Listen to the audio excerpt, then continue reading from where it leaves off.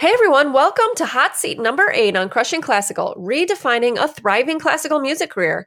I'm Tracy Friedlander, and today we have Gaby Castro in the hot seat. Gaby is a clarinet player with a vlog and a presence on YouTube. She's struggling to figure out exactly what she wants to offer through her content on YouTube and what she wants people to get from following her. She has a lot of interests, and she's hoping to pull it all together today while we're on the hot seat. Listen as this all gets worked out in real time with us on this episode.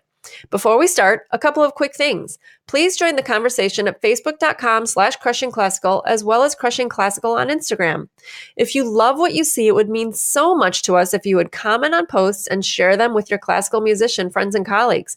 And if you love these podcasts, please take a moment to review Crushing Classical on iTunes. Having more reviews helps more musicians to find our podcast, and we really appreciate it. Also, the Audience and Impact Challenge starts tomorrow, January 8th. What's on deck for you this year? Namely, what are you starting? Are you itching to start a YouTube channel that generates income for you? Are you exploring putting together an ensemble that gets booked and makes money? Are you finally interested in figuring out how to use social media to your advantage this year instead of hating it, avoiding it, etc.? If you have goals similar to any of these things, you need the Audience and Impact Challenge, and you need an audience. Join Crushing Classical this Monday, January 8th for the Audience and Impact Challenge. Spend 4 days with us right alongside your classical music community, classical musicians just like you, to explore what building an audience and making an impact looks like for you in the classical music world. Join at facebook.com/groups/CCAI challenge. The link is in the show notes. I'd also like to thank Fix Music for being a sponsor of Crushing Classical Podcast. Have you checked out Fix for your sheet music purchases yet? I'm so excited to have them as a sponsor. It's a really great site. FixMusic.com is your online resource for affordable, high-quality sheet music. Fix also offers unique buying options for individuals, teachers, and schools. Whether you have a large private teaching studio or you run a music program, Fix has a solution for you. Contact them through their website for more information. Fix offers Priority and Priority Express shipping at super affordable rates, meaning they don't pad their shipping rates to make money. If you need sheet music fast, Fix will expedite it to you as inexpensively as possible. And just for Crushing Classical listeners, check out the show notes to get a link for 10% off your order. Let's get started. Hey, Gaby. Hey, Eileen. How are you guys? Hey there. Hey, I'm good. How are you? Hey, great. So we're here for a hot seat, and Gaby plays clarinet, and actually, I think that might be the name of your thing. So that works. And It's the name. oh, sorry. Go ahead. Oh, no, I was just saying, yeah, it's the name of like my vlog series that I have on my YouTube channel. Yeah, it was right like now. Gaby plays clarinet. Oh, wait, that's the name. And Eileen's here, and so I'm going to let them get started on the hot seat. All right, cool. So, Gaby, why don't you just give us an idea of where you are right now, what you've done, and what you're aiming to do? Just kind of paint a picture for us of, that sort of thing. Okay, so like Tracy said, I'm a clarinetist. As where I'm at right now, I'm in a quartet called Four Play Clarinet, and we do these like arrangements of pop covers and electronic covers arranged for clarinet, and I kind of wanted to do something similar for myself on a YouTube channel, and then at the same time kind of document also the process I'm going through as a musician. So that's kind of what I started with on the YouTube channel, just because I didn't know, I wasn't sure if I was going to go forward with making music videos because, I was already investing a lot of time and work into the quartet, but I really wanted part of my YouTube channel to be me kind of just documenting my thought process and the things that I do as I go through, because I feel like, there's a lot of musicians out there. We all kind of go, and I know you've talked about this on previous podcasts that I've listened to before, but a lot of classical musicians go through the same struggles and problems, and I kind of wanted to be like a little bit of a voice for that, and kind of just putting the spotlight on myself and showing people what I go through with these vlogs. So that's part of what I wanted to do with the YouTube channel.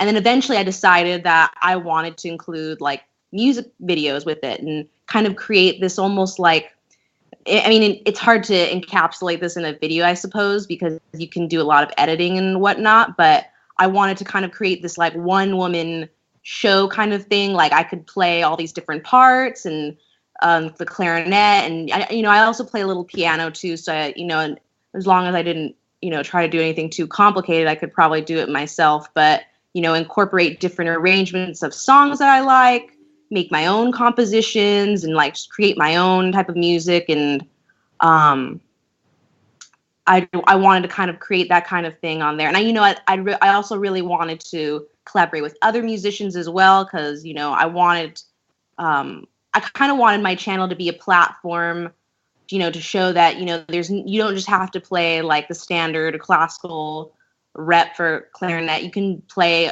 any kind of music that you want on your instrument, whatever it may be. I play clarinet, obviously, but it may be different for someone else. But they could just as easily play other music on their instruments too. And I kind of wanted to give a platform for that.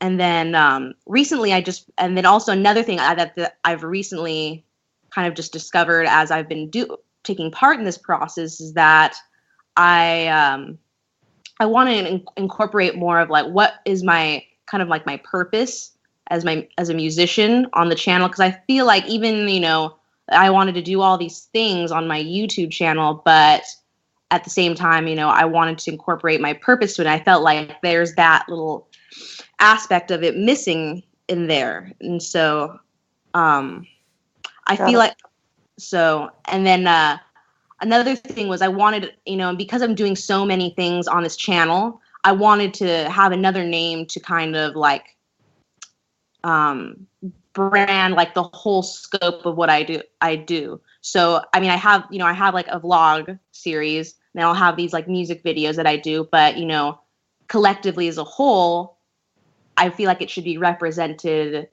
by something. And that's kind of where I'm stuck at right now. As far as figuring that out. So that's kind of where I'm at with that and what I'm trying to do right now for myself. Okay, cool. So a couple questions. Let's see. One of the things you just talked about, I just want to touch on it, is you said your purpose as a musician. You said, and maybe I misunderstood you, like maybe you aren't sure what it is yet. Did I hear that you right? Oh, no, I do know what it is. I just felt like I hadn't incorporated that as part of, that was missing with what I was already putting out there on the channel. Well, it was both missing on the channel, that I feel like maybe I'm not like articulating it across. And I think part of that was, for a time while I was doing it, I actually didn't know what my purpose was. I thought I did, but recently I had kind of discovered, because at the end of the day, I thought, say I get everything I want out of this channel, it's like, what would I ultimately do if I had everything I wanted to accomplish on this channel? And for me, music is kind of an outlet to like, I love playing it. I love how it makes me feel. I love how when I play music, I can give a feeling to other people. And, it's brought me a lot of light into my life. And so I kind of wanted to kind of use myself as a platform to, bring joy and light to other people, and also show people that it's like, it's okay to be yourself kind of and do like different things with music. It doesn't just have to be like one great or one plain. Okay, good. So question for you, that all makes a lot of sense. So question for you is, do you want to have an audience? Yes. Okay. So, and what do you want the audience, let me take you in this one direction. What do you want the audience to do or have as a result of watching your videos or following you, or however you want to say that? What do you want them to do or have? I think I ultimately want them to kind of have a connection of understanding. Like, at least I'm just thinking I'm going to use the vlogs, I guess, as an example, because that's what I've been doing on there so far. You know, I'm sharing my things that I go through, what I do on a daily basis. And I also talk a lot about how like certain processes I'm going through of trying to be a musician, how it makes me feel. And so I want them to gain a sense of understanding, maybe like create a sense of community, I guess, that we're all in this together. Like, you're not alone. Like, we all go through kind of the same kind of struggles. That, I think that's one aspect I want to get from that. Another thing I guess I would want to give them when I'm thinking about like the music video aspect of it is that I want to give them a new perspective and change the way they see clarinet music, for example. It's like, it doesn't have, you know, clarinet doesn't just have to be played in an orchestra. You can create so many different cool like types of music, or you can create so many different kinds of things musically on what's called like a classically like made instrument, like a clarinet or a flute or something. I want to give them a new perspective, give them a new thought process. Kind of encourage them to do the same thing, I guess. Okay. Now here's why I'm asking that. Okay, wait, one more question. Actually, no, I'm not done yet. So, would you like to, in a perfect world? Let's pretend it's a perfect world, because we all know that it is, right? So let's say that we're in a perfect world. Would you like to make money somehow from this? Yeah. Okay. All right. Now let me tell you why I asked you that question. I'm just taking notes. Okay. So I'm going to use Crushing Classical as an example. Okay. So, you know, you've participated in our challenges and whatnot. You've participated with us. So what, just in one sentence, what is it that we want you guys to do? Through the challenges? Just in participating with Crushing Classical, what is it that we're constantly encouraging you and pushing you to do? Like, we're committed to it. We talk about it all the time. We're all over this one thing that we want you to do. What is that thing? You want us to look in ourselves. Like, we do in the challenges, we do. But let's look at Crushing Classical Public. So that's in the challenges, right? Right. Ultimately, though, what is it that we want you to do? Like, what do we want you to go and do as a result of being involved with us? I mean, at least I don't know if maybe I would articulate it the same way, but maybe it's that you want us to go out there and, you know, start a conversation about, you know, doing something different as a classical music career. Yes. Yeah. So we actually want you to go out there and start some kind of something you want to do. We want you to go do what you want to do. If I had to sum it up in one sentence, it's that if there is something you want to do, go do it. And we want to provide something come do our challenge. I'm going to try and get you that way. Come do one of our courses. I'm going to try and get you to get out there that way. I'm doing everything I can to get you out there and doing the thing you want to do. All I want in this whole world is for you to have that. Does that make sense? Yes. Okay. And that's fairly clear, right? Like, you can see from, you know, what we say, all of our messaging, even our offers, right? Even our challenges. We're just trying to get you guys, yes, we get you to look, but we get you to look in order to get you to do. Right. Right? In order to get you to move. Right? Yes. Okay. So this is, the reason why this is important is because one of the things I want to impress upon you and anyone who is trying to build an audience and wants to make money is, that's the value of being involved with you, or being involved with Crushing Classical, or being involved with anybody, is there's something they want to get, they want to do, or they want to have, something they want to be, and you want to, it's even more, like you said, I want them to have an understanding. That's actually not a doing. Like, if you want them to go out and do something, you want them to have a sense of community. That's great. Like, there's nothing wrong with those things. And what if you actually decided that there was something you wanted them to do or have, because that would make you put up something very specific. Like, there's a reason. Why did we start challenges? Because I wanted people, just like you, I wanted there to be a community. So that's why we have challenges.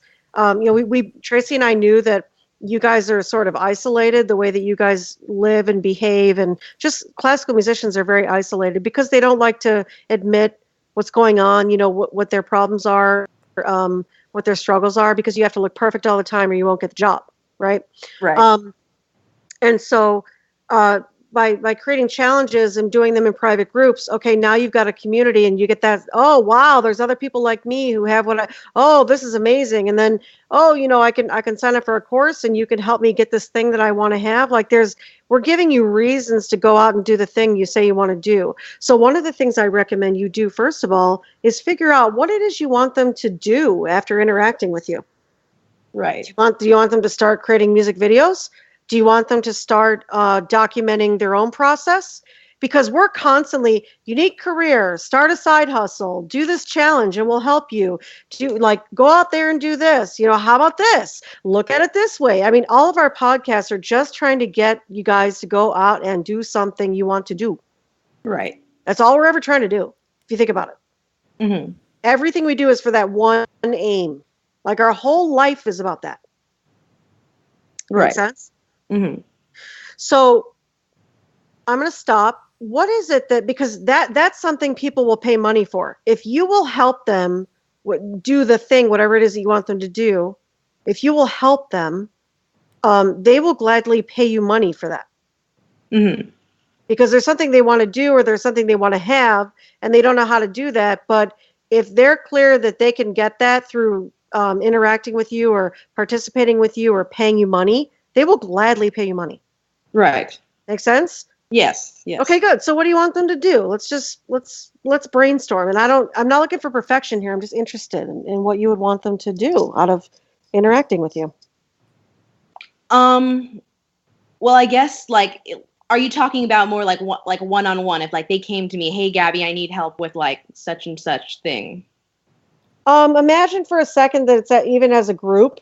Okay. It doesn't even have to be, it's not even individual, because if you think about it, if somebody's watching your YouTube channel, it's probably a lot of people who are actually watching your YouTube channel. And the only thing that is unclear right now is that, they would be coming there for a purpose. There would be something, there's some aim you have that you want to, and those people will gather around you. So people who are happy with their classical careers have no interest in what Tracy and I are doing. Do you understand that? Yeah. They don't give a shit. They don't care. They're like, I love my symphony job, Eileen and Tracy. What are you talking about? A challenge isn't even interesting to them. Why would I care about doing a challenge? I love my job. So they have no interest in what we do. But our messaging attracts certain people oh, unique career. Oh, I can do something I want to do. Those people, we can't get them out the door. We can't keep them out of the door because all they want is a conversation like this. And that's what I'm looking for is, because you want to repel and attract the happy classical musicians with safe, comfy jobs that plan to stay there until they're 80 years old, have no interest in crushing classical. Right. Make sense? Yes, yes. So good. So we repel those people. They have, oh, what is crushing classical? This is dumb. Someone even wrote, what exactly are you trying to crush here? Exactly. Miss? Exactly. Totally. What exactly is it that you're trying to crush? Exactly. I mean, people we get those smart ass. It happens. That guy is exactly who you just described. Somebody who was going to stay in his seat till he's 80, because I know him actually. He's going to be in his seat till he's 80. And by the way, I don't care. That's not our audience, so I'm completely fine with that. But there is a whole host of classical musicians who are in symphonies right now who are wholly dissatisfied. Wholly dissatisfied. And they will love everything we're doing, and they will want to be in a challenge, and they will want to participate with us because they're going to find out all the great things that we offer, and they're going to love the community. They're going to love everything about it. That's the truth. And so we repel and attract. We do a pretty decent job of repelling and attracting because our messaging is so clear. That's what I'm looking for from you is what messaging, what do you want the result to be so we can help you craft a messaging that repels and attracts. I mean, I want to be able to give them ideas for because if I'm talking to a group of people who are interested in having me help them create something like I'm doing for myself, you know, Okay. not everyone's going to want the same thing, obviously.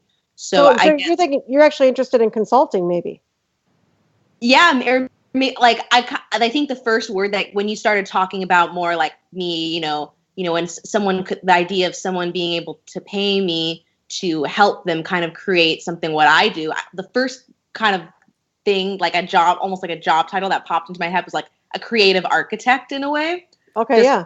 Okay, can I interject for a second? Because I'm thinking, as you're sitting here, I'm thinking, or as we are sitting here, I'm thinking of someone, and I've talked to Eileen about this once before, and I didn't have a good example, and then from this person, and then I researched it a little bit more, and I'm going to bring it up now. Remember when I brought up that guy, Casey Neistat?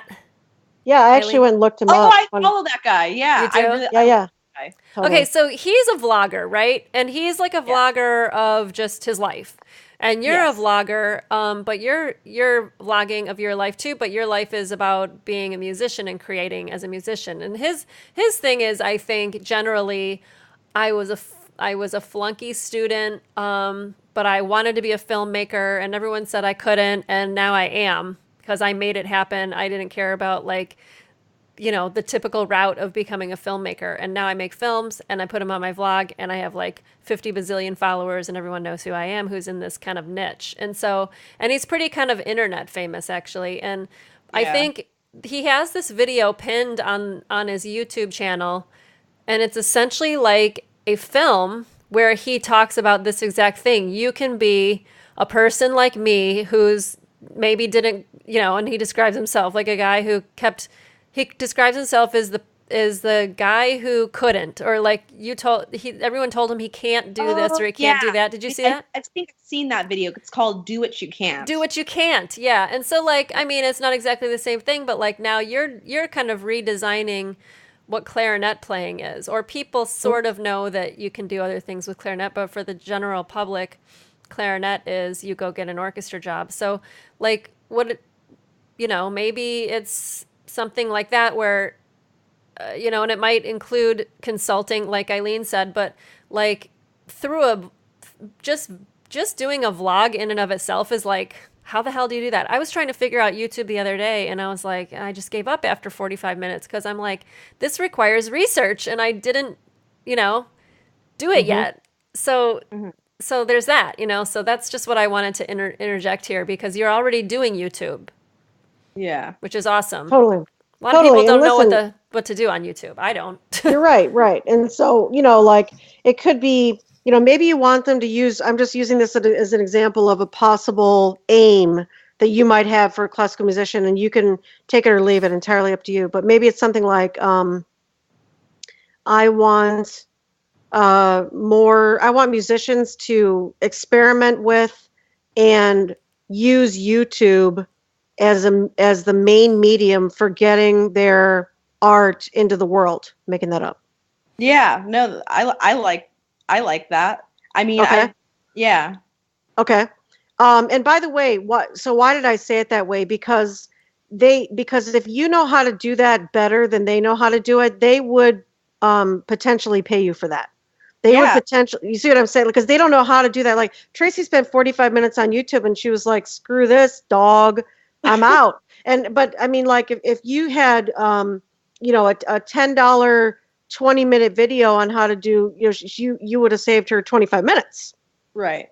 Yeah. And she would have paid you $10. I'm just using that as an example, but that's what I mean by I just want you to be a little bit more specific about what you want the aim to be, because even though I love that you're documenting, I love that you want to do your woman show, I love that you want to do all that, and remember that there's a desire. The audience has wants. There's things they want to do, and certainly getting inspired is a good part of it. But it's also really great when they can get onto a show. Watch one of your shows and see how to do things. Like have there be how-to videos. Have you explain. Maybe you can do we're doing challenges. Maybe you can do a series on how to fast forward your learning curve on YouTube. I'm making this up, and you charge for that. That's a possibility. And you'd be amazed, like people will pay for these things. They will, because They don't want to go out on Google. Listen, you'd be amazed. There are some people like Tracy's husband,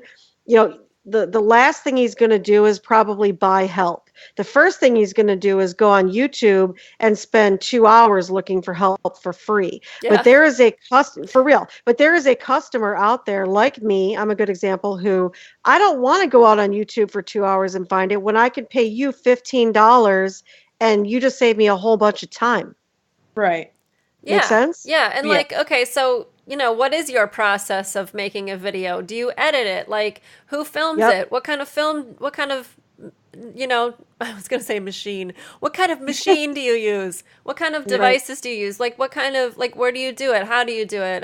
What kind of, I haven't watched, I did see your channel, but I haven't dug into it too much yet. But just what type of different videos can people make? Like, maybe people are at a place where they're going, I only can come up with one idea, which is to put practice videos up. That's kind of like where people seem to be stuck in general, where they're, yeah, and in fact, sorry to interrupt you, but I'll piggyback onto what she's saying. People have asked us before, we don't know what to post. People say this all the time. And, and so that's a good example. That would be like somebody saying, well, I don't know anything else to post on YouTube except for practice videos. And you know what's funny about that? And by the way, this is a big secret, like it's a not so secret, big secret that's been right in front of you the whole time. Crushing Classical, as an example, puts up all different kinds of posts, and people still come to me and go, Eileen, I don't know what to post. I mean, we have like Tutorial Tuesday, we have Inspiration Monday, we've got Fill in the Blank Friday, we've got all these different kinds of posts, and they look at our page every day and they still look at me and go, Eileen, I don't know what to post.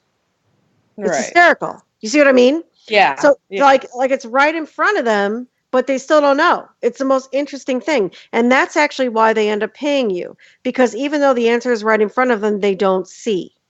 Yeah, they don't see how they can do it for them. Like, they see how you're doing it, but they can't see it for them. They can't see outside of their own box. Mm-hmm. Make sense? Yeah. Yes.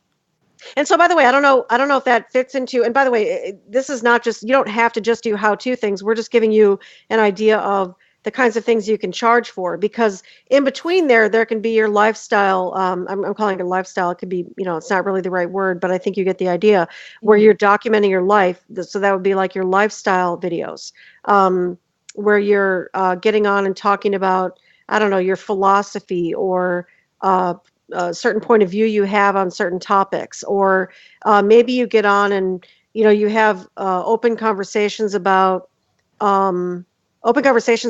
you were talking about different kinds of repertoire instead of just playing standard repertoire, being able to find other repertoire. One thing that I recommend doing, and we can kind of play with this a little bit depending on what you want to do during this hot seat. But, Tracy and I have on the podcast, we have, 3 different series. We've got the Fireside Chats. Mm-hmm. We've got Hot Seats, of course. This is a series. And then we've also got interviews. So we have, it's really smart to have different series on your channel, because certain people are going to come for certain things. I know for a fact that there are people who only listen to Firesides. And same with Hot Seats. Same with Hot Seats. There are some people who only listen to Hot Seats and nothing else. And same with all of them too. Yeah. Yep.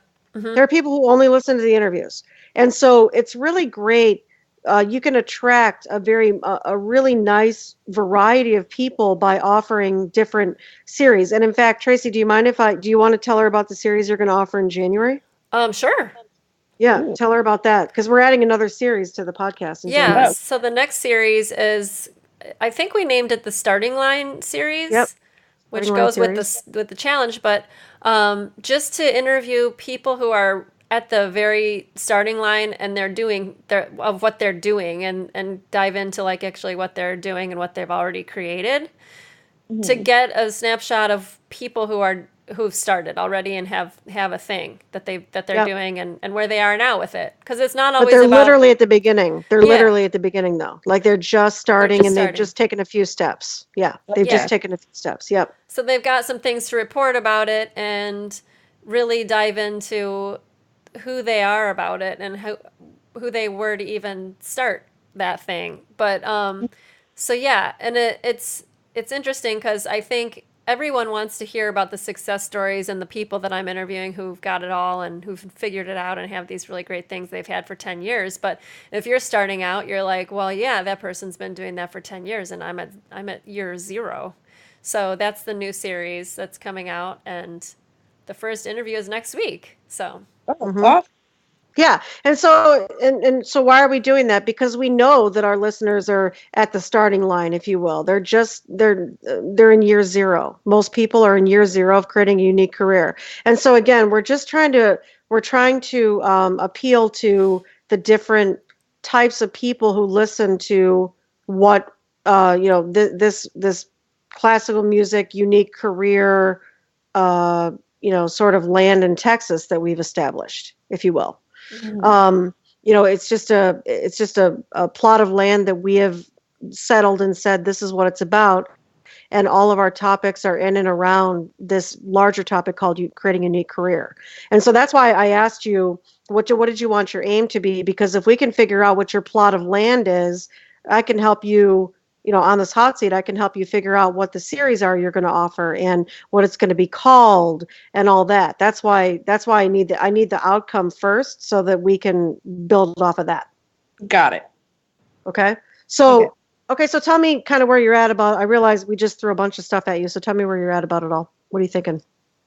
I think I think it was really cool how you suggested to me, like, it totally makes sense what you said about, like, why you could offer a video that they could pay for to, like, show them how to do that stuff.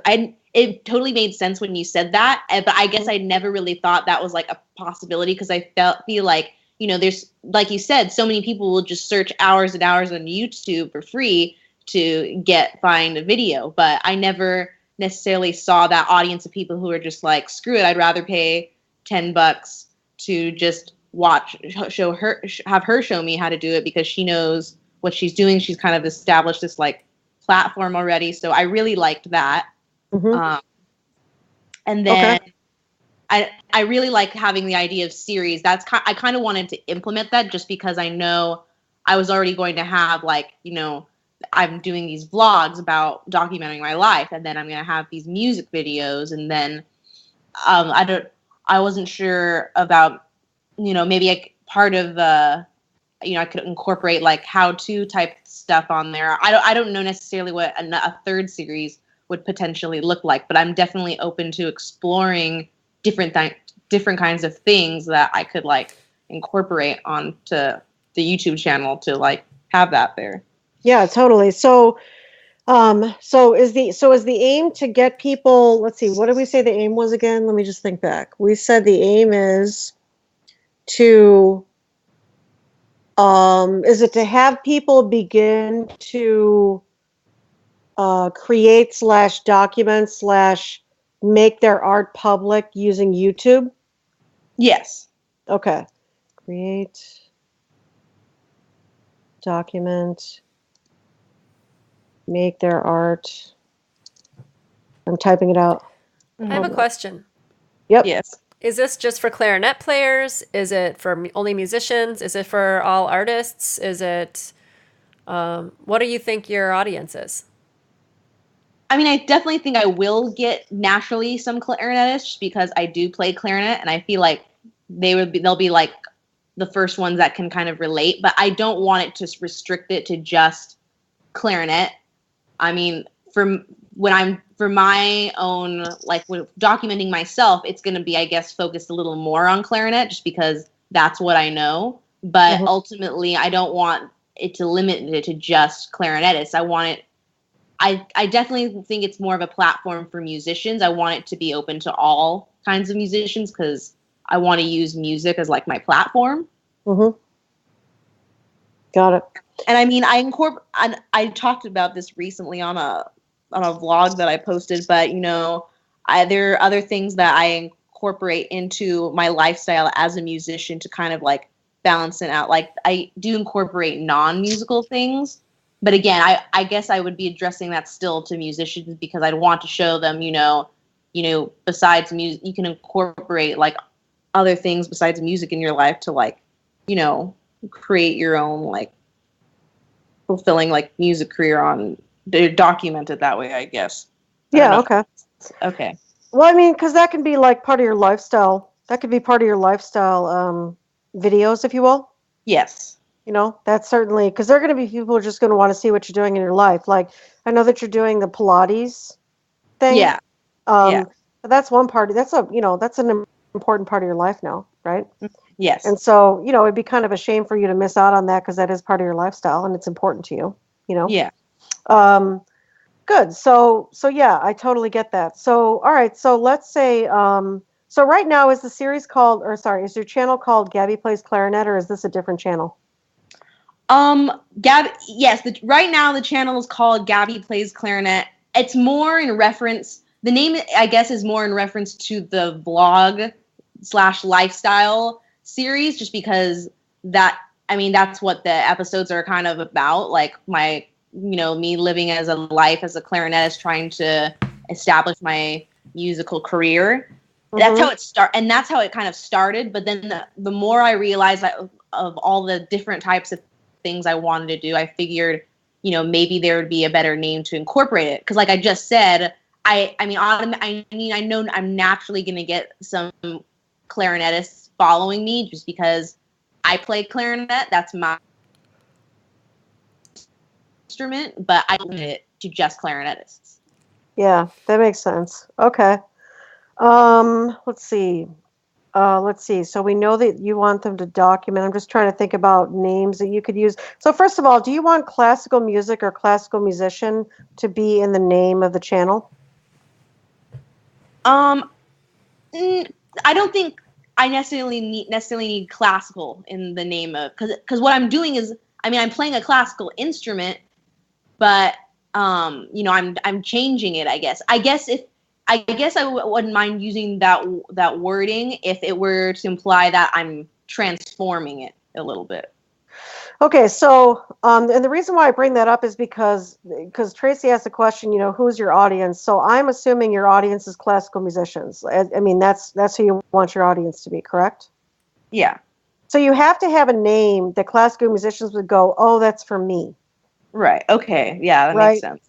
So that's the reason why I'm asking. So I'm going to put down just for now classical music and classical musicians, and of course we've got Crushing Classical. I don't know if everybody figured out that Crushing Classical means classical music. By the way, I'll ask you that. Is that obvious? Crushing Classical? Does that? Oh yeah. No, I got that right away. You got it right away. That was like cool. I was like, oh yeah, that's so cool. And I was like, that's totally exactly what you guys are about, and that it just everything made sense with that. Right. So. Okay. Good. So, and it's always good to get that feedback because this was Tracy decided on this name last year, and I thought it was fine. Like I thought it was a good name, but it's always interesting to hear from the audience whether or not it communicates. Mm-hmm. Yeah.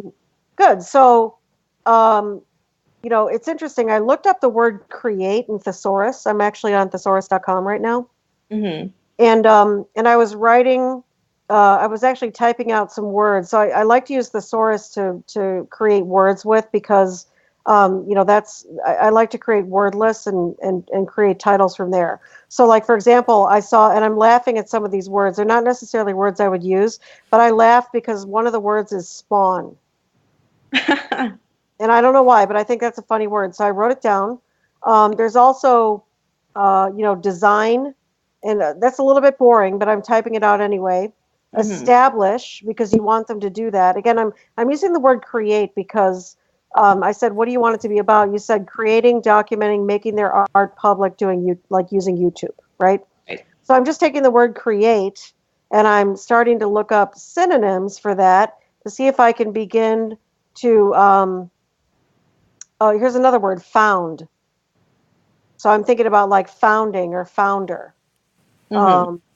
Founding, I'm going to write down as well, founding. Looking for words that might be interesting in a title.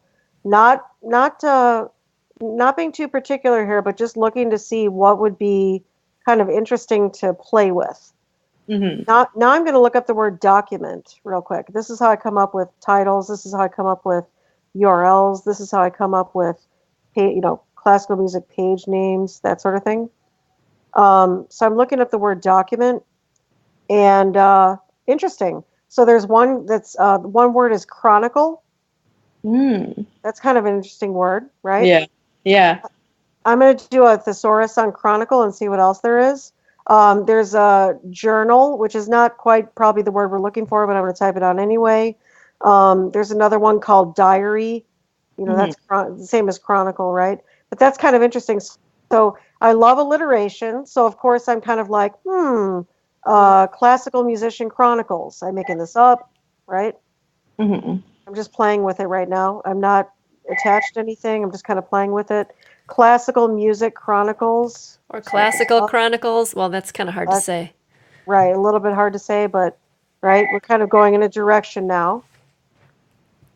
And of course, there's going to be a tagline usually, right? Yeah, there's almost always a tagline. You always want to have some kind of a tagline. So Okay. I'm going to play with that word spawn for a minute because I think it's funny. You know. Yeah, that one too. I don't know. It could be like classical spawn, classical music spawn. I'm making this up. I'm just playing with it. I just think the word spawn is funny because everybody knows what spawn means. Yeah. And it's almost kind of comical. Like there's a funny about it that if people, if the word spawn was in it, they would probably giggle. Yeah. And they would have an immediate like, that's kind of cool. What is she doing? You know what I mean? Yeah. And I kind of like that. I kind of like that sort of offbeat, because one thing that's really true about classical music is, in general, is that it can be quite stuffy. Yeah. It can be very pretentious. And so to use the word like chronicles or spawn being a funny word might be kind of interesting to add. Yeah. Something I mean, that's like that. totally my personality too, so that'd be perfect. Exactly. So I'm just trying to give you ideas, like in a direction of how to come up with this name. We may not come up with the name here, and you and I can go offline and play with it to come up with it fully. But Right. I just want to kind of take you in that direction, because if you want to open it up to classical musicians, which I think is really great, you just want to have a name that has them immediately drawn to it, like ooh. Yeah. Whether they laugh about it or they go, oh, that's interesting, It could be like, trying to think about what else it could be. Yeah. So anyway, that's a start. For names. Now let's talk about series for a minute. If you're gonna do, let's think about if somebody wants to create or document or make their art public using YouTube, what are the things they're most concerned about to start off with? Definitely. I mean, just based off, I'm thinking immediately based off of kind of what Tracy kind of said of her experience of trying to figure out how to do YouTube, was like how to film and how to like edit the videos and just like constructing a video in the first place. Okay. Yeah, I get that. Like classical musicians would not know unless that's like a side hobby of theirs. Because I know some who do that, but unless they did that, how would they know how to like film stuff or like articulate the storyline? I guess that's the next thing that they'd want to know. How do I share the story? Like, what do I share? Sure. Okay. So I just looked up the word beginner. So I'm always listening to the words you say, because I have an obsession, first of all, with language. And so then I'm always on thesaurus. Like thesaurus is my secret boyfriend, basically. And so I just looked up the word beginner, and I saw a couple words that were kind of, because I'm always looking, remember, people love words. That's the thing is, the name, the word, it would have been really boring if we would have not called this series Hot Seat. It would have been really boring if we would have called it, I don't know, Figure Out Your Thing. I mean, it's just, you know what I mean? Like, it's more interesting. You say Hot Seat and people go, ooh, what is that? Like, there's something sort of hooky about that. And so there's a couple words that I really liked when I looked up the word beginner. One word that I really like is apprentice. Ooh, yeah. And another word I really like is neophyte. Ooh, okay. Not a word you use very often or hear very often, which is why I like it. And here's another thing too. Let's just remember that there are certain words classical musicians don't like. One of them is novice. And Yeah. another one is amateur. So we know we're not going to use those words, right? Right. So just remember that as there are words that will attract, there are also words that will repel. And it always depends on your audience, and you need to know your audience in order to, like you and I, we all three of us know on this call that the word amateur, using that word with classical musicians, is a bad idea. Right. Right? Yeah. Let's all have a beer over that. Like they have no interest in right? For real. And same thing with the word novice. Like no classical musician ever wants to be regarded as or even remember the time they were a novice. No. Yeah. You know what I mean? Because being Yeah. like that's grounds for, you don't even have an identity in classical music Yeah. if you're considered Yeah. either one of those things, right?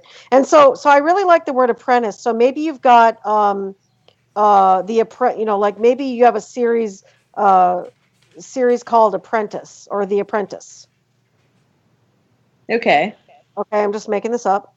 Or you've got the Neophyte series. Hmm. The YouTube, the classical musician, classical YouTuber. I'm just making this up. Classical YouTuber Yeah. Neophyte series. Yeah. Something like that, right? And again, just coming up with a little bit sexier, fancier sort of name for your series so that when people see it, they're like, ooh, that's really cool. People buy words. They're attracted to vocabulary. They're attracted to words. Mhm. And so just remember that as you're creating your series. So that might be your beginner series. And that beginner series could include the how-to videos of, whatever the how-to videos are that you would include, for them Right. to know how to do this thing. Good. What else would you want to do on your series? On your YouTube channel? Is this in addition to what I already wanted to do, or just start naming the things that I want? Yeah. Start naming the things you want to do. Totally. Well, I want to make music videos for sure on there because it's like Okay. I think especially if I'm making like a how to say, it's like I'm telling them how to do this. I'd really love to show them, here's how I did it, and then like my own interpretation of what I would do for myself in a music video. Okay. Got it. So, you've got the music video series. Mm-hmm. Okay, good. What else? And then I want to keep doing like the vlog, the lifestyle type thing, because Okay. again, that's just opening my. I think it's really good to share like my experiences. I think it's something people can relate to. I like that it gives kind of like a humanness to the whole thing. Okay, so I looked up the word journey. Mm-hmm. Because you said lifestyle and lifestyle unfortunately didn't come up with any good words in thesaurus, but I looked at what's a synonym I know for lifestyle? Well, journey. It's that's what it is. It's like you're documenting your journey basically. That's really what you're doing. And so they have a couple words here like adventure. They have let's see, what else do they have here? Sojourn, route, quest, pilgrimage. And again, none of these necessarily fit, but then I look up synonyms for those words. So that I actually I'm looking up a synonym for the word adventure to see if there's anything else that might be interesting to use. It could be daily scenery. It could be the daily it could be daily something. Right. If you're doing it daily, it could be weekly something. It could be think about how often you want to do it. It could be the quarterly this or the daily that. That sort of feel about it. And by the way, how often are you documenting? Are you documenting every single day? No, I usually just do it one day and then I try to upload weekly. Okay. So what's another word for week? Let's see. I just want to see what they have here.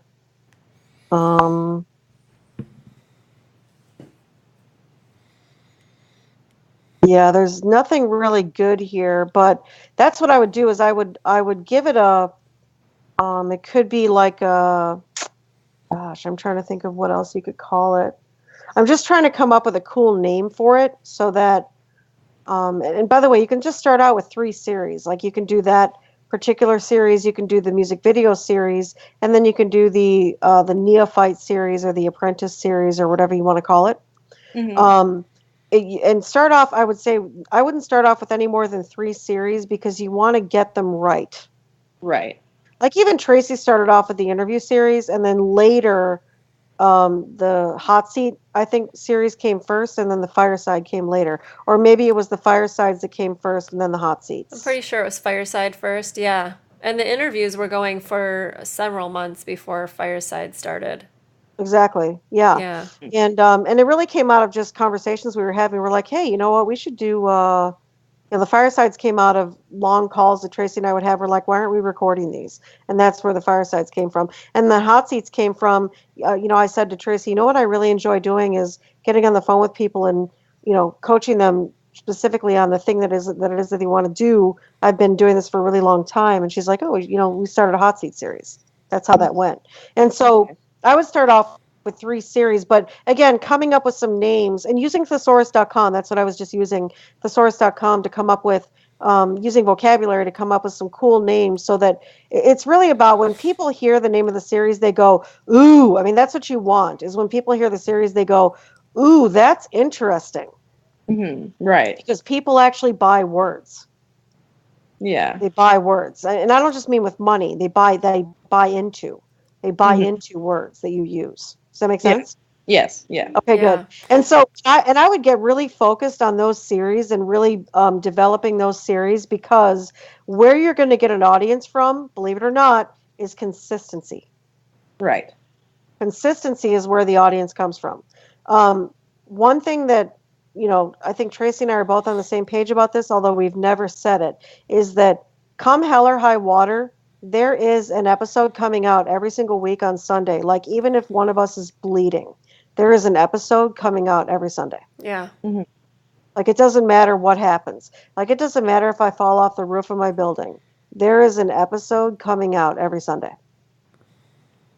And so you want to become that reliable. Your consistency is what's going to build an audience. So a few things are going to build it. One, the thing you call it. So whatever you call your YouTube channel, if you're going to change it from Gaby Plays Clarinet to something like classical musician Spawn, I'm making that up. That name is going to be highly attractive to your audience. So that's going to be the first pull. And then, of course, whatever tagline you decide to tack onto it, so that they know what it's about, what it's for, like the purpose of its existence. The next thing is going to be the different series and what you name them. And the third thing is going to be your consistency. Those 3 things are what is going to build this into something that you can rely on consistently, and create income from.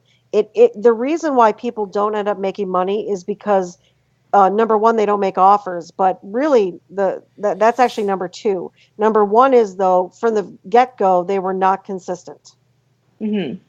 Consistency is everything. Yeah.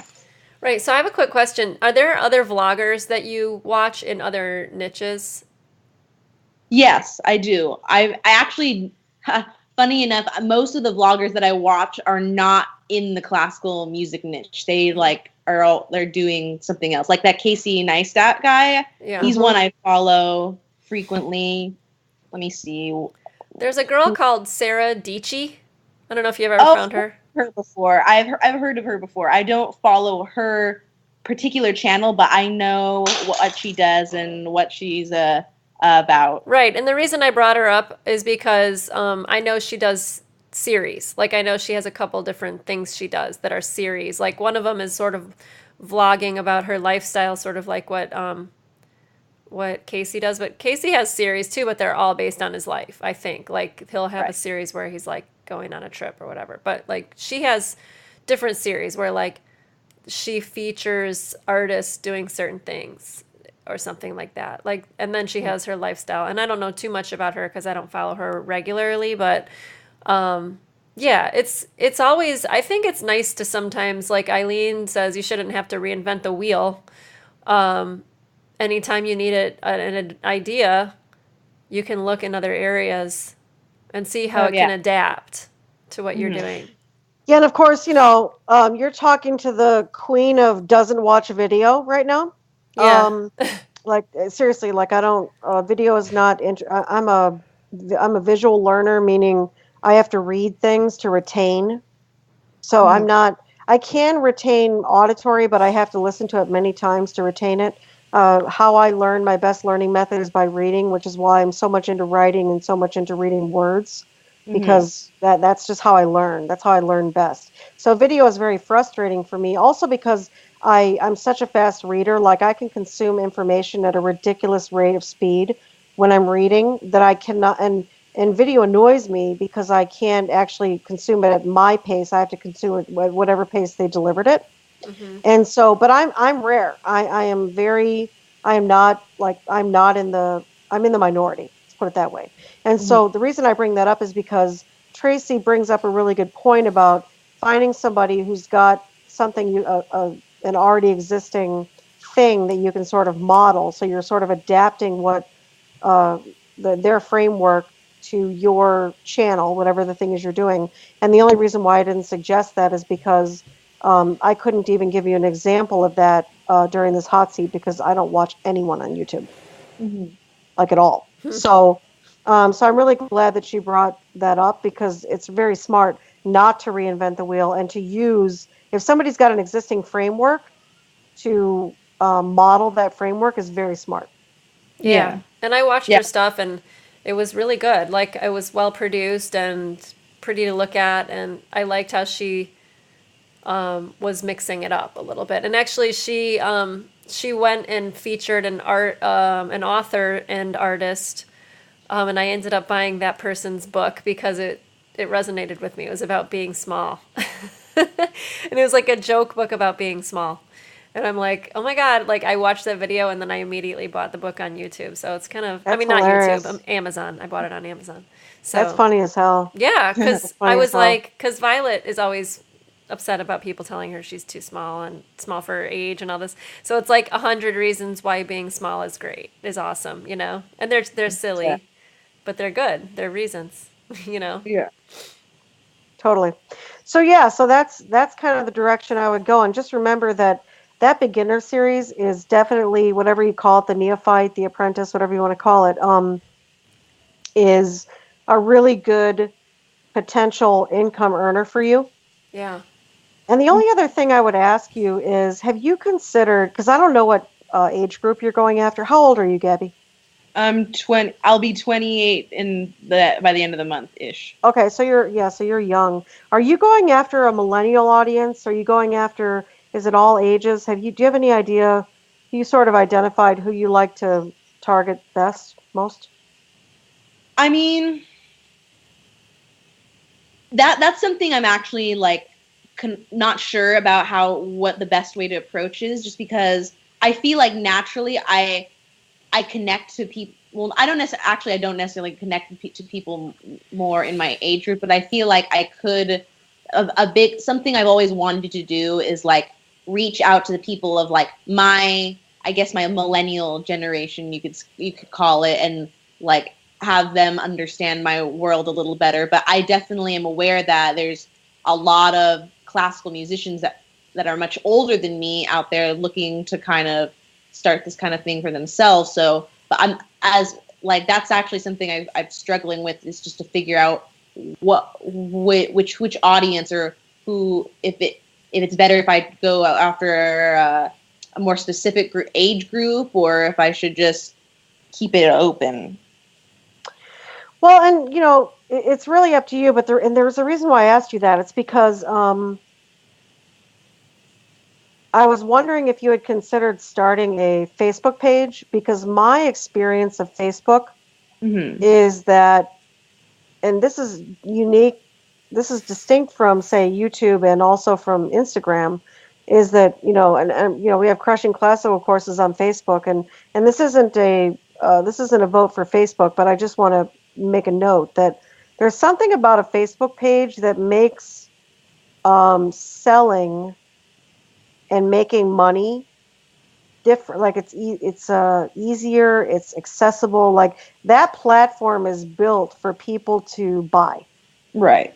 Yeah, I've seen that. I just kind of watch it. Like the more I've kind of gotten involved with you guys and you've Yeah. talked a lot about Facebook platforms. I definitely see that more now. Right, sure. And you've noticed, like, for example, that we have not published yet. We have not yet published a website, and all the selling that we have done has been inside of groups using PayPal links, right? Yeah.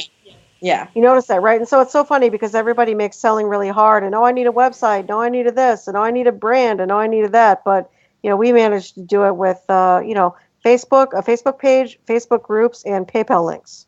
Yeah. How is that possible, right?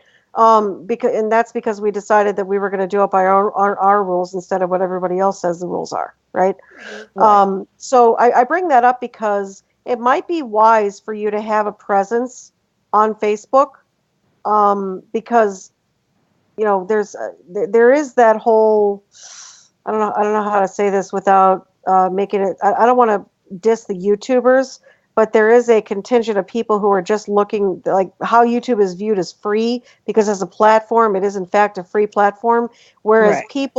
how people relate to Facebook is a little bit different. I'm wondering if you would I think it might be interesting if you're willing to put up a Facebook page so that you can see if if there's a better buying audience on one or the other. You can still post similar or the same content on both. You can do that. It's just about, so you'd have to update both places, but it might be interesting for you to split test it. Yeah, I definitely, I mean, I definitely told myself once I kind of established more of the brand of what my YouTube channel is going to be, I definitely wanted to make my own, another Facebook page for that specific like area to like, just to focus solely on what's going on the YouTube channel. And I definitely would be interested in just, I'd upload something to YouTube and to Facebook just to see like how the response is. Exactly. Yeah, go. So I just think it'd be worth it to consider that, just to have a presence in both places, because there may, I don't know how easy, I've never sold on YouTube before, so I don't know how easy that is to do. I don't know, like, if you put a video in and then, do you have a link that, do you put a link in the video that links over to a website or to a page? Because, if you want people to buy, there's obviously a mechanism for that to happen. You have to include the mechanism for that to happen. And so I'm just wondering if it's more successful on YouTube versus Facebook, or Facebook versus YouTube, or there has to be, in order to get eventually get money from people, there has to be a mechanism available for that. I don't actually know how that works on YouTube because like I said, I'm not really a YouTube person. I do follow some people on YouTube, but I'm just not on there very much. And so that's why I think it'd be worth looking into or considering. Right. Yeah, no, I'm definitely would like to explore that. Okay, cool.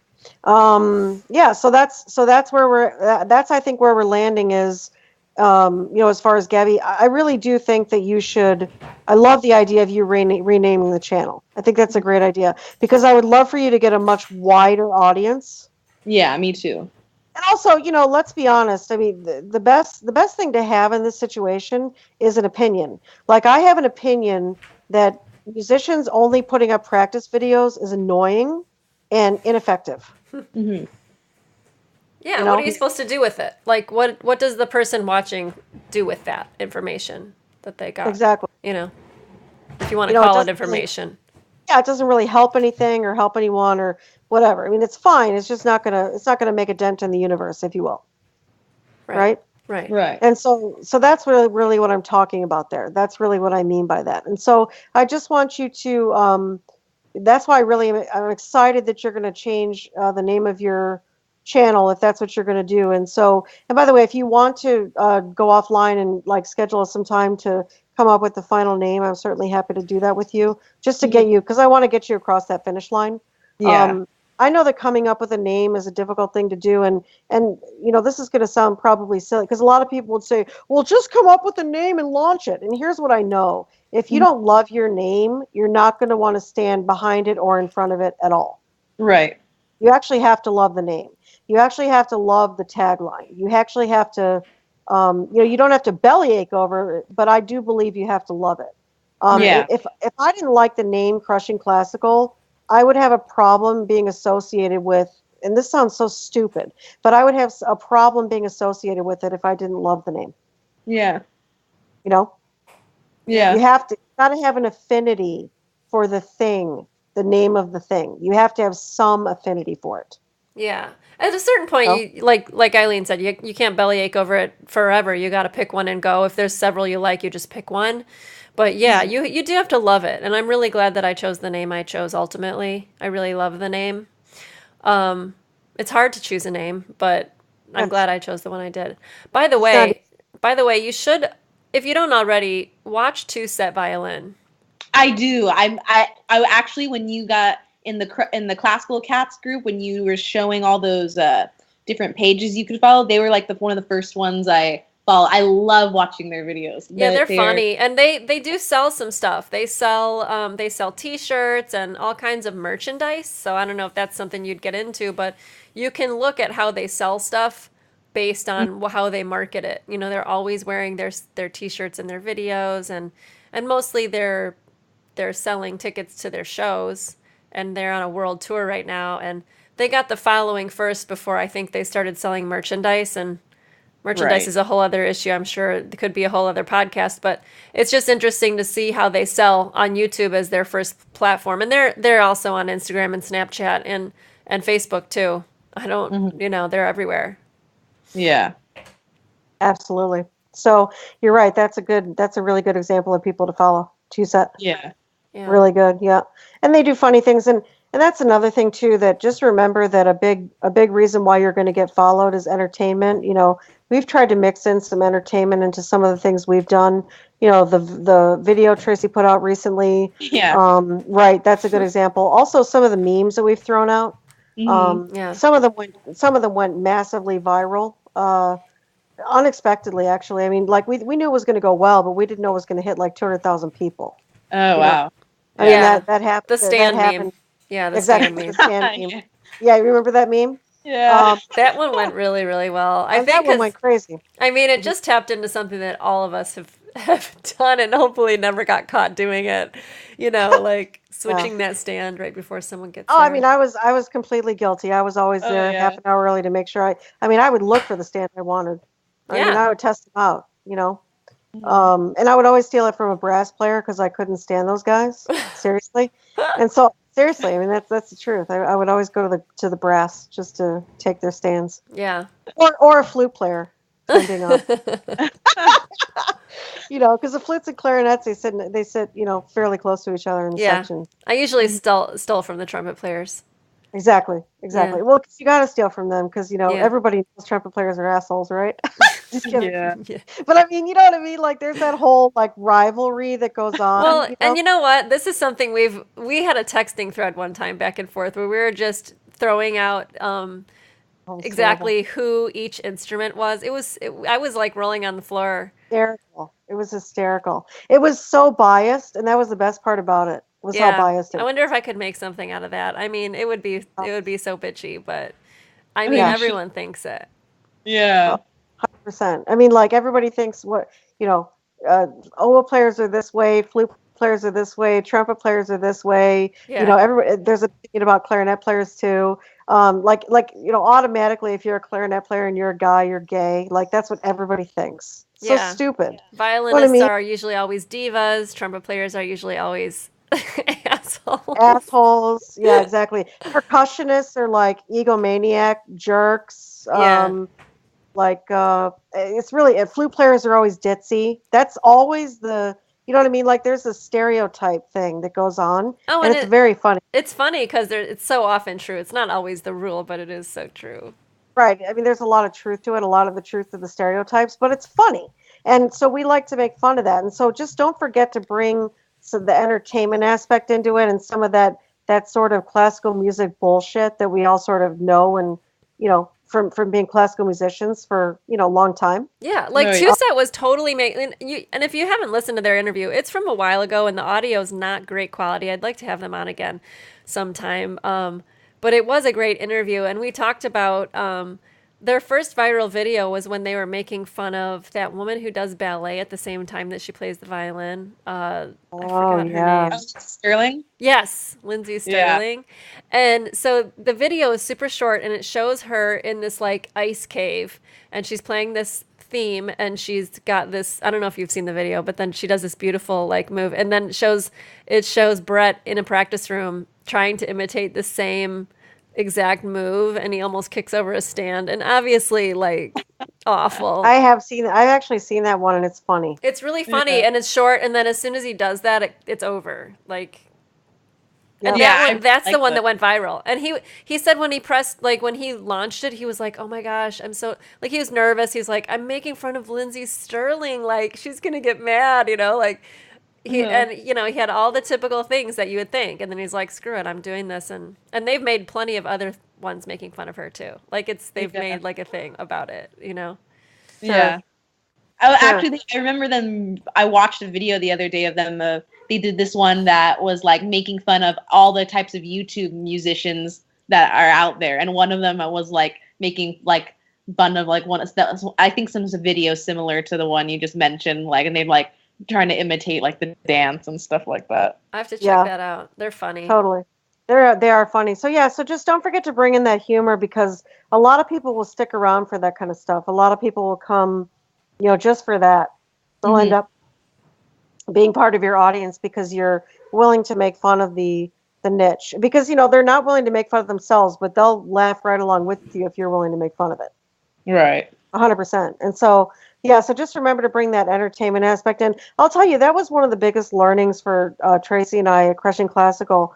For a long time, we didn't have funny stuff, and then all of a sudden we started to, I don't know, just kick around some funny ideas and toss them out on social, and lo and behold, it totally, it was one of the smartest things we ever did. Yeah. It really changed, it's not that we were buttoned up, it's that we had a certain commitment, like we came into the market with a certain commitment, but we forgot that there's, we need to recognize the humanity of the niche. We need to recognize the humanity of the people, Yeah. So by mixing it up, it made them able to see the other more serious stuff that we're putting out. Mm-hmm. Exactly. Yeah. Yeah, because if they can laugh with us, they can also sit in a classroom and learn from us. Right. Right. Exactly. So So anyway, that's what I would say from here. I mean, I think you've got a really good. I love what you've got. I love your your commitment. I love all the different ideas you have. I think it's great. Curious. I'm just curious about the music videos. Have you made a music video yet? Not by myself. I've made plenty with my clarinet quartet. So I have, it's not like I have zero idea of how it goes, but that has definitely been a big struggle. It's just like doing it all by myself.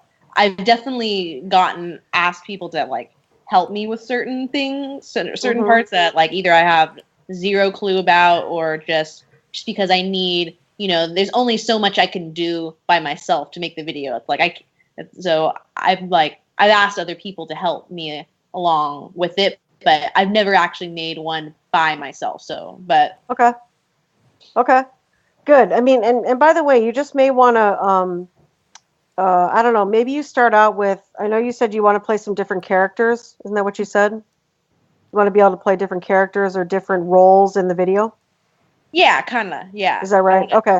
And so one thing you might want to do is, why don't you just make a video by yourself playing one character or with one intention and put that out? And then maybe the second time you do a video, what you've got that one out, then the second time, try two roles instead. Like when Tracy just sent out that video, the one that she just sent out with where she's playing, I think it was 3 different people. Yeah. She did costume changes. She changed the angle of the camera.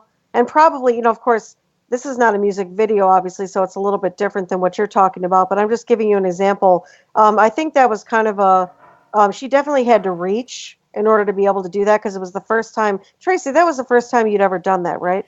Oh, yeah. I had a couple fights with myself over it. Yeah, exactly. I mean, it's not, it's easier when you just do one frame and you just do, one thing and then shut off the camera. It's another thing to have to play 3 different roles with costume changes and, be 3 different people. So just kind of, if you want to get into creating music videos for yourself, maybe you start with a video that's just, there's one thing that you do with one role that you play, and then, get that nailed. And then the next time, try adding some small thing to it, because you can get up to, I know you probably want to produce, because I know you're a classical musician, and you probably want it to be this fabulous, unbelievable, Beyonce-worthy type deal, right? Yeah. Yeah. And so, but you can build up to that. You can build up to that level. And I say this to you because Tracy, when she first started, she's not even the same person she was when she first started interviewing. Like if you listen to interview number 1 and then you listen to the interview that she most recently did with Steve Hackman, which was the last one she published, you would hear a radically different interviewer. Yeah. Does that make sense? Yeah. So who she was then on October 10th, 2016, and who she is now, when she published Steve Hackman, two entirely different people. Now, still value in the interviews, but as an interviewer, she's grown. She interviews differently now. Like she's really, and that's what's going to happen with your videos. Yeah. Yeah. And so just remember that you have allow that to be seen, allow that growth, because you don't need to be Beyonce out of the gate. Right, because to get from here to there, you have to do all the stuff in between to get there. Exactly. Yeah. Yeah. No, you're totally right. Yeah. And I say that because I know you're a classical musician and I know what this is like. You started playing clarinet when you were what, 8 or 9, and then this many years later you're an amazing clarinet and nobody saw what happened in between. Mm-hmm. Right. But I think the value is that people can see what happens. In this case, for this project, the value is people watching you improve because you're going to be 2 or 3 steps ahead of them. And now you're giving them permission to, not be Beyonce out of the gate. And that's actually what classical musicians need. Yeah. They need to get comfortable with, you're not going to be Beyonce in your first music video. Like, that's not going to happen. Mm-hmm. Yeah. Yeah, Two-Set even said it. They were like, oh, we had to take some stuff down. It was so embarrassing. They say it in the interview, about some of the stuff they started to do at the beginning and how bad it was, Totally. I think they said their first viral video went viral after they'd been doing it for 2 or 3 years, I think. So, yeah. Totally. Yeah. And Tracy, let's be honest, I'm sure that there's some interviews, I never asked you this, but I'm sure there are some interviews in that collection of interviews on iTunes where you're like, I wish I could just remove that one. Yeah. Oh my God. Right? Yeah. Yeah, right? Because there were some people who ended up not being your favorite interviews. I know that. Oh, definitely. Yeah. Right? Absolutely. Either you didn't like the guest or the way their lack of charisma or their answers or whatever, or you didn't like the interview you gave, or it could be on any side, right? Yeah. Yeah. And so that's part of it, is understanding that art is a living and also evolving thing, and you representing that. And that's why I want you to put your first video out by yourself, because I actually want you to represent what it is that you're encouraging and being a platform about. Mm-hmm. Yeah. Make sense? Yeah. Okay, cool. Good. Do you have any questions? Any other questions you want to ask? I don't think so. I mean, I feel like you guys have given me a lot of good things to start working with. I think, the biggest part was just to kind of how to frame it, what I want, and it was a really good thing to it was important for me to consider what they're gonna get from that, and it was one thing that I maybe thought I knew, but when you asked me that, I guess I really wasn't 100% sure what I necessarily wanted them to get out of that. So it was good to really clarify what I'm doing, because then it's going to make it clear of what I'm going to be creating for them so they can get something out of it. Exactly. I think how most people come to business or come to any kind of an endeavor is they mostly come from, what is it that I want to produce, rather than what is it that they want that I can provide. Right. And I'm always trying to shift people's point of view about that, because that's where money comes from. That's where audience comes from. It comes from that you give a crap about what it is they want, and that you bring something to the table that meets that desire. Whatever the thing is that they want, that you're bringing that to the table, because then you will have an audience, and then you can make money. Mm-hmm. Right? There's some aim. There's something they want to do, and they don't know how to do it, and you have an opportunity to be everybody's guru. Right. And everybody loves a guru. Let's be clear. Yeah. Nobody wants to be a guru, but everybody loves to follow them. Yeah. So you get to be that. So it's great. I think it's awesome. So we can, we'll schedule some time offline just to get that name right so that you can, move forward, because I really want to see you move forward with it for sure. Yeah. Okay. Cool. Good. Awesome, guys. This was great. Yeah. Yeah. Yeah. Totally. Thank you guys so much. You're welcome. Absolutely. All right. Well, thanks so much, Gaby, for being on the hot seat. And thanks, Eileen, for everything you've said. I know everyone's going to get a lot out of this. So, woohoo. Awesome. I hope so. All right, cool. All right. We'll see you next time. Okay. Bye. Bye.